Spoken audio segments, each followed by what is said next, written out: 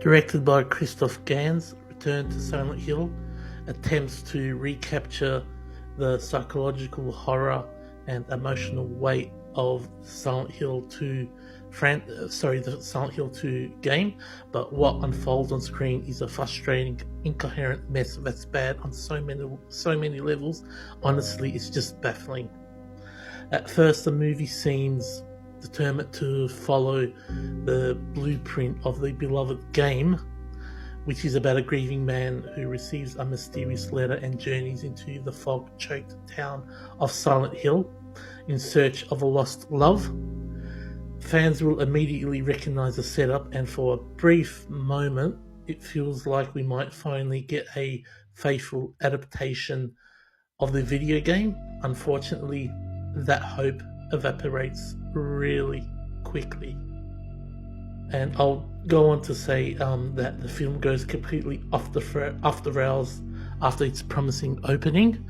The narrative becomes extremely disjointed, with scenes that don't logically connect or build towards anything meaningful.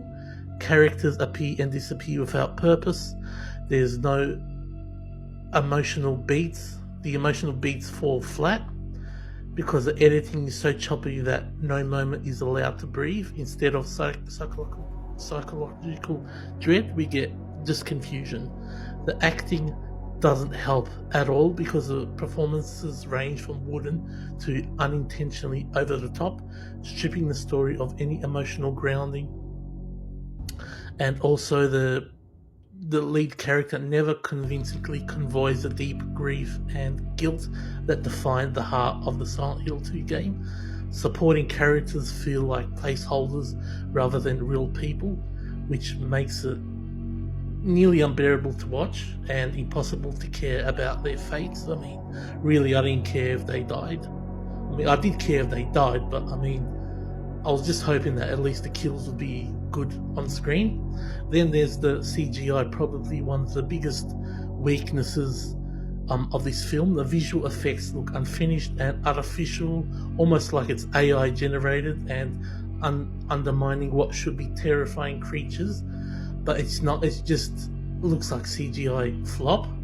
And also the digital fog in the film also just feels really artificial, fake, AI generated, just so bad. And also, I would also like to say that one of the most disappointing aspects is the handling of Spearhead in this movie. Marketed as a major presence in the film, he's hardly in the movie at all. When he does appear, it feels more like a box office checking cameo rather than a meaningful inclusion in the film. And so that's my review of the movie. I really would have liked to have seen Spearhead more in the movie, but unfortunately he's not in the movie that much in the movie. What truly sinks the movie, however, is that it doesn't seem to understand what made Silent Hill 2 powerful in the first place. The game was a slow burn psychological descent into trauma and self-reckoning.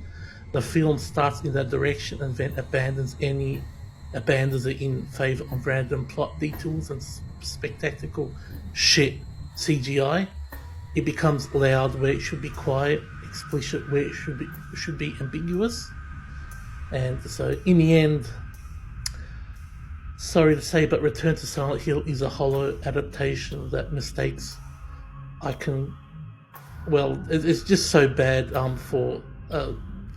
the story's just told so bad, with bad CGI, sloppy editing, and a narrative that loses its way almost immediately. It's a film that disappoints both as a horror movie and as a tribute to one of the most revered psychological horror games ever made. So this concludes my review of the movie Return to Silent Hill.